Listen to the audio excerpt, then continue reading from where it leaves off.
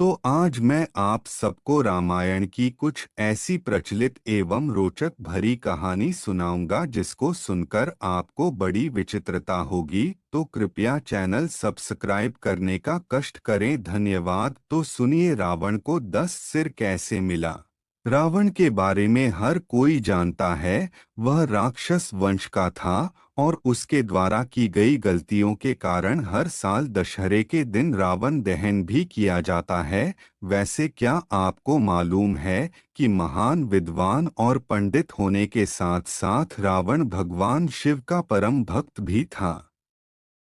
एक बार की बात है, रावण ने सोचा कि क्यों न अपने आराध्य शिव जी को प्रसन्न किया जाए। यह विचार कर वह तपस्या में लीन हो गया। बहुत समय तक तपस्या करने के बाद भी शिव जी प्रसन्न नहीं हुए, तो रावण ने अपना सिर काट कर शिव जी को अर्पण कर दिया। इसके बाद उसका सिर फिर से जुड़ गया। इसके बाद उसने फिर से अपना सिर काट दिया, लेकिन उसका सिर फिर से जुड़ गया। इस तरह एक एक करके उसने 10 बार अपना सिर काटा और हर बार उसका सिर जुड़ जाता।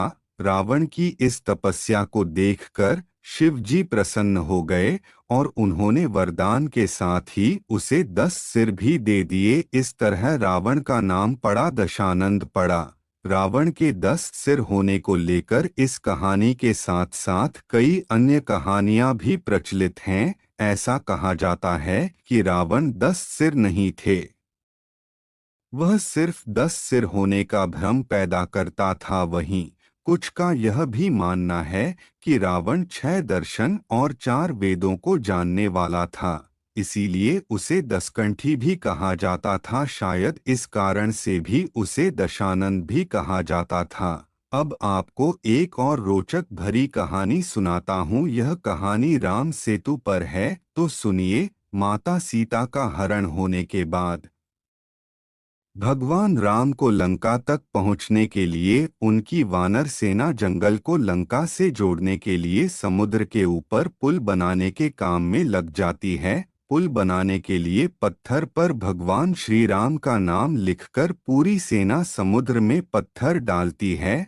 भगवान राम का नाम लिखे जाने की वजह से पत्थर समुद्र में डूबने के बजाय तैरने लगते हैं। यह सब देखकर सभी वानर काफी खुश होते हैं और तेजी से पुल बनाने के लिए पत्थर समुद्र में डालने लगते हैं। भगवान राम पुल बनाने के लिए अपनी सेना के उत्साह, समर्पण और जुनून को देखकर काफी खुश होते हैं। उस वक्त वहां एक गिलहरी भी थी जो मुंह से कंकड़ उठाकर नदी में डाल रही थी। उसे ऐसा बार बार करते हुए एक वानर देख रहा था।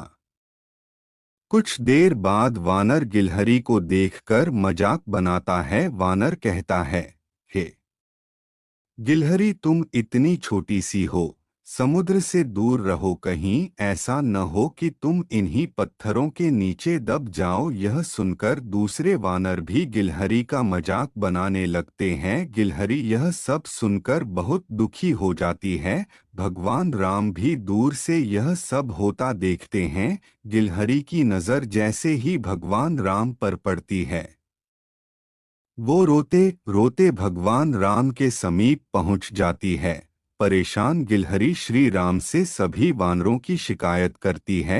तब भगवान राम खड़े होते हैं और वानर सेना को दिखाते हैं कि गिलहरी ने जिन कंकड़ों व छोटे पत्थरों को फेंका था, वो कैसे बड़े पत्थरों को एक दूसरे से जोड़ने का काम कर रहे हैं। भगवान राम कहते हैं, अगर गिलहरी इन कंकड़ों को नहीं डालती तो तुम्हारे द्वारा फेंके गए सारे पत्थर इधर उधर बिखरे रहते। ये गिलहरी के द्वारा फेंके गए पत्थर ही हैं जो इन्हें आपस में जोड़े हुए हैं। पुल बनाने के लिए गिलहरी का योगदान भी वानर सेना के सदस्यों जैसा ही अमूल्य है। इतना सब कहकर भगवान राम बड़े ही प्यार से गिलहरी को अपने हाथों से उठाते हैं। फिर गिलहरी के कार्य की सराहना करते हुए श्री राम उसकी पीठ पर बड़े ही प्यार से हाथ फेरने लगते हैं। भगवान के हाथ फेरते ही गिलहरी के छोटे से शरीर पर उनकी उंगलियों के निशान बन जाते हैं। तब से ही माना जाता है कि गिलहरियों के शरीर पर मौजूद सफेद धारियां कुछ और नहीं बल्कि भगवान राम की उंगलियों के निशान के रूप में मौजूद उनका आशीर्वाद है। तो हमें इस कहानी से यह सीख मिली कि दूसरों के कार्य का मजाक नहीं बनाया जाना चाहिए। कार्य में किसी भी तरह का योगदान महत्वपूर्ण होता है। साथ ही दूसरों द्वारा मजाक बनाए जाने के बावजूद आपको अपना आत्मविश्वास नहीं खोना चाहिए। एक और मजेदार कहानी सुनिए। हमारे प्रिय हनुमान जी का जन्म कैसे हुआ था, तो सुनिए। राम भक्त हनुमान को कई नामों से जाना जाता है, जैसे मारुति नंदन, पवनपुत्र व संकटमोचन आदि। माना जाता है कि वह भगवान शिव के 11वें रुद्र अवतार थे और उनके जन्म का उल्लेख कई पौराणिक कथाओं में मिलता है। इस कहानी में हम हनुमान जी के जन्म से जुड़ी ऐसी ही एक प्रचलित कथा बता रहे हैं। हनुमान जी के जन्म की कथा बहुत रोचक है। वे माता अंजनी और वानर राज केसरी के पुत्र थे। माना जाता है कि उनका जन्म कोई साधारण संयोग नहीं था, बल्कि देवतागण, नक्षत्र और सारे भगवान के आशीर्वाद से पृथ्वी से पाप का विनाश करने के लिए हुआ था। मान्यताओं के अनुसार माता अंजनी को यह वरदान मिला हुआ था कि उनका होने वाला पुत्र शिव का अंश होगा। इसके अलावा एक मान्यता यह भी है कि जब बजरंगबली का जन्म हुआ था, उसी समय रावण के घर भी एक पुत्र ने जन्म लिया था। यह संयोग दुनिया में अच्छाई और बुराई का संतुलन बनाए रखने के लिए हुआ था।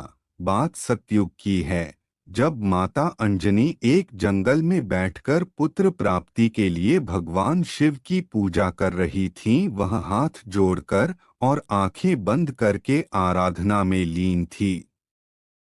तभी उनकी सामने रखी कटोरी में एक फल आकर गिरा। माता अंजनी ने जब उस फल को देखा तो उन्होंने उसे प्रसाद समझकर सेवन कर लिया। दरअसल जब माता अंजनी जंगल में पूजा कर रही थी, तब वहां से दूर अयोध्या में राजा दशरथ भी पुत्र प्राप्ति के लिए शिवयज्ञ करवा रहे थे। इस हवन के बाद पंडित ने राजा दशरथ की तीनों रानियों को फल दिए, जिन्हें खाने से उन्हें पुत्र प्राप्ति हुई थी। इन्हीं फलों में से एक छोटा सा अंश एक पक्षी उठाकर ले गया, जिसे उसने बाद में माता अंजनी के सामने रख दिया। इस प्रकार भगवान शिव के आशीर्वाद से हुआ था केसरीनंदन हनुमान का जन्म। ऐसी ही अच्छी कहानी देखने के लिए हमारे चैनल को सब्सक्राइब करें तथा बेल आइकन को दबाएं ताकि नई कहानी आप तक सबसे पहले पहुंचे। धन्यवाद।